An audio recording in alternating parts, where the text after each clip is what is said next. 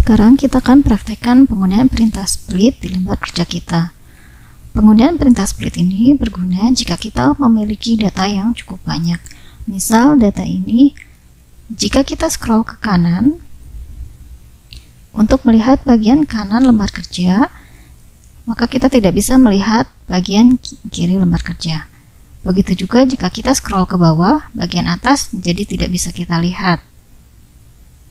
Dan jika kita scroll ke atas, kita tidak bisa melihat bagian bawahnya. Nah, perintah split ini adalah perintah yang digunakan untuk membagi halaman kerja menjadi bisa 2 panel, bisa juga 4 panel, tergantung kebutuhan kita. Yang setiap panelnya merupakan duplikasi tampilan sheet yang diaktifkan. Mengapa disebut duplikasi? Karena setiap panel, jika kita scroll, akan memiliki tampilan yang sama dengan panel yang lainnya. Nah, ada 4 cara split yang akan saya share di sini. Yang pertama adalah untuk membagi lembar kerja kita menjadi 4 area panel yang proporsional atau sama besarnya. Caranya, kita arahkan pointer ke sel A1, kita klik, kemudian masuk ke tab View, klik tombol split sampai warnanya menjadi abu. Nah, di sini ada batas antara kolom J dengan kolom K. Kemudian ada batas antara row 10 dan row 11. Dengan pertemuannya ada di bagian ini. Di sini ada panel 1, panel 2, panel 3, dan panel 4. Yang masing-masing panel ini merupakan duplikasi, sehingga kita bisa melihat bagian dari panel yang lain. Misal kita cek untuk melihat panel 1, yaitu E5, ada tulisan bulan 3, kita bisa melihatnya di panel yang kedua. Kita klik dulu di panel kedua, kemudian kita scroll ke kiri.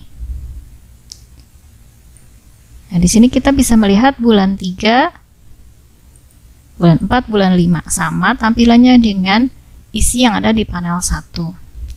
Begitu juga dengan panel yang di bawahnya, jika kita klik, kemudian kita scroll ke atas, kita memiliki tampilan yang sama dengan panel yang di atasnya. Ini merupakan cara yang pertama. Untuk masuk cara yang kedua, kita hilangkan dulu perintah splitnya, kita klik kembali.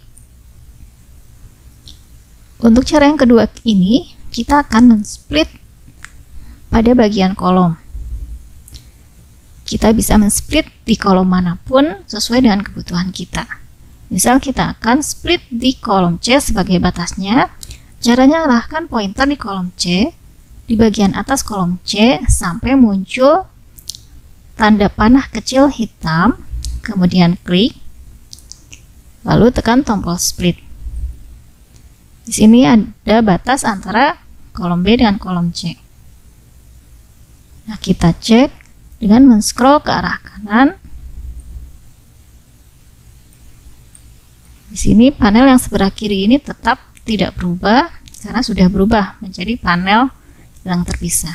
Kemudian kita scroll ke kiri, kolom AB bisa muncul di panel kanan dan tetap ada di panel sebelah kiri. Kita hilangkan kembali splitnya, masuk ke cara yang ketiga, kita akan men-split area kerja kita berdasarkan row-nya.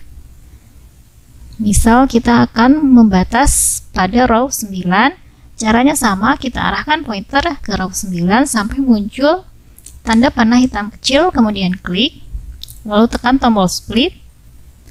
Nah, di sini muncul batasnya antara row 8 dengan row 9. Kita cek apakah panel yang atas merupakan duplikasi yang bawah, atau yang bawah ini merupakan duplikasi yang atas. Kita cek dulu di bagian bawah, kemudian kita scroll ke atas. Nah, terlihat di sini row 45 muncul juga di panel yang bawahnya. Ini hasilnya sama.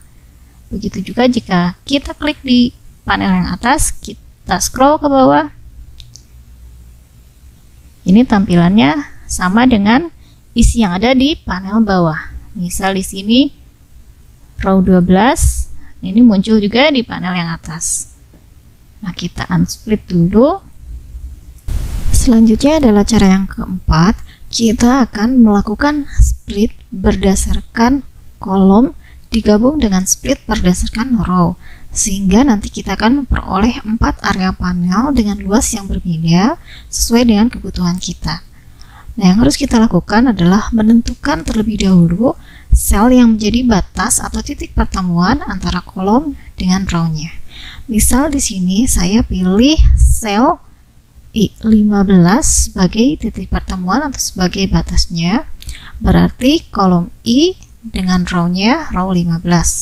Nah, setelah kita klik sel I15 lalu kita tekan tombol split sampai menyala, di sini akan muncul batas antara kolom H dan kolom I. Begitu juga dengan batas antara row 14 dan row 15. Dan yang menjadi pertemuannya adalah di tengah.